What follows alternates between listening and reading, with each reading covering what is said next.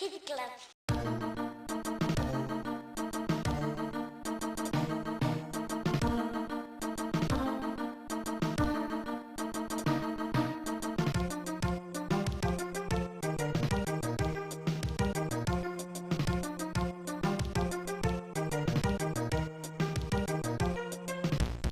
Hello and welcome to a look at Kid Gloves for the Amiga, a game that was released by Millennium. Kid is trapped in the wrong time zone and he wants to, or wrong time thing, and he wants to get back to his own time. And in order to do that, you have to navigate several different worlds in this puzzle platformer, the emphasis being on the puzzle element. Kid has weapons available. He starts off with the um, oddly named death coin, which he can throw, and it will bounce about and hit enemies. Can potentially hit enemies. Can be a bit wonky, but it is your foremost default utility to get rid of enemies even. And you can have two on the screen at any given time. They're not particularly powerful, but by gathering money you can buy other weapons and whatnot in a shop if you can find one.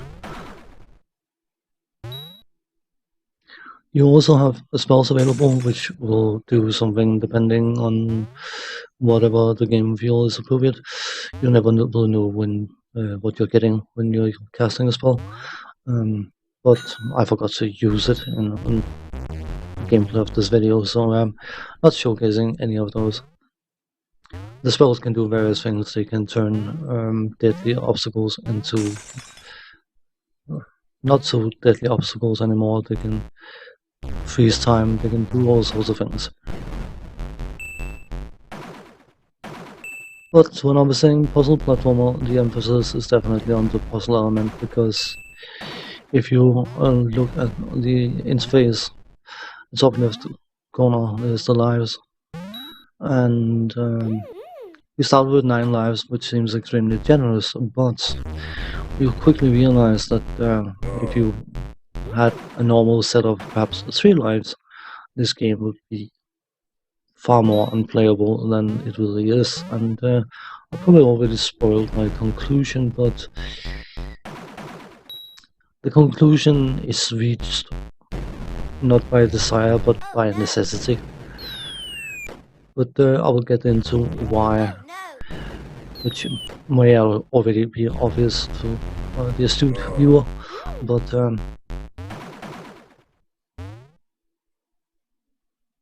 thing is, because it's a puzzle platformer, it's not a puzzle kind of thing, but every screen that you navigate is a mini puzzle. You have to work out in which way to do things and in which order to do things, and so on and so on. And of course, because the game contains keys which unlocks doors, surprise, and those doors are not necessarily looking like doors. They can be like the vines on the bottom of the screen. The vines hanging from the platforms are actually doors that will absorb a key if you touch them. And of course, you can imagine that because you can gather keys, there's a chance that you'll bump into an area where you just don't have any keys anymore, because you have used them in the wrong locations, and often you will have to spend time looking for keys and constantly be mindful of your supply of keys. But lo and behold, you have one of the you have access to a spell, if you have it, that can turn all locked areas into unlocked areas. So I suppose we do have a way around it if that's the case. When you enter a screen, it will store how you entered, location you entered, and any enemies being present, and all your extras, keys and spells and that kind of stuff. I should probably also mention we have a smart bomb that can kill any normal enemies. Or anything that can be killed by normal means will be killed by the smart bomb. That's, I suppose, something I should mention.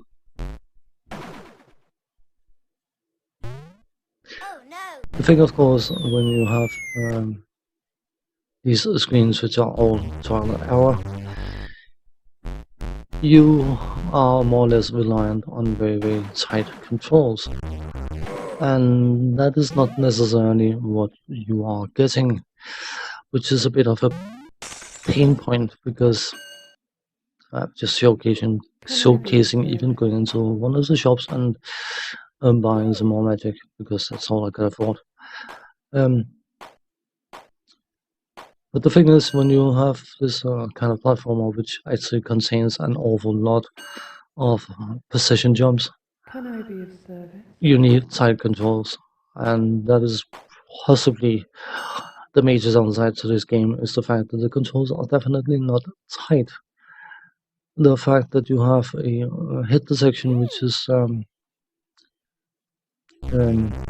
creative, I think, to use a much more friendly word than whatever I might want to call it, it makes the game unnecessarily difficult. From a technical point of view, the graphics, they are okay. I've heard some people, or read some people calling it horrible and ugly and all that kind of stuff, but it doesn't particularly bother me.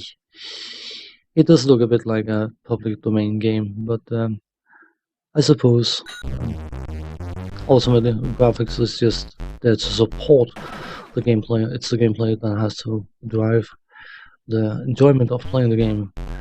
And I'm okay with the graphics. I don't hate them. I don't particularly like them either, but it doesn't bother me in any way, shape, or form. Oh no! The music, title music is fine. The small jingles are okay, but the sound effects, they perhaps can get a bit grating after a while. But again, when it comes to the sound design and sound quality, I'm perfectly happy with it. Again, it's not going to make or break the game, it's going to support it, and such, both the graphics and the sound works perfectly fine without being overly annoying. Mileage may vary, of course, but I didn't find either particularly distracting or detracting from the gameplay. The gameplay unfortunately manages that by itself, and that is because it is work out how to navigate the different screens, learn by error which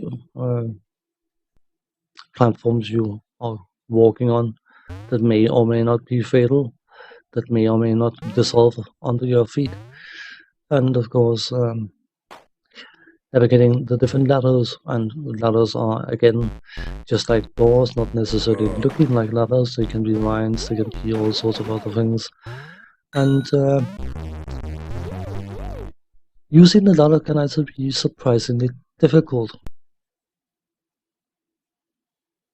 Again, down to pixel precision, which is ridiculous for a game like this. It needs to be a lot sharper and a lot tighter than it is, and it isn't. And that means that no matter how good the ideas are and how creative the designer has been in making the different levels, they are just unenjoyable to play because of the lack of precision controls. And it just makes this game extremely frustrating to play. Oh no! This is a relatively short video, but I actually played it for quite an extended period of time because I do find there's something about it that kind of pulls me to play it more.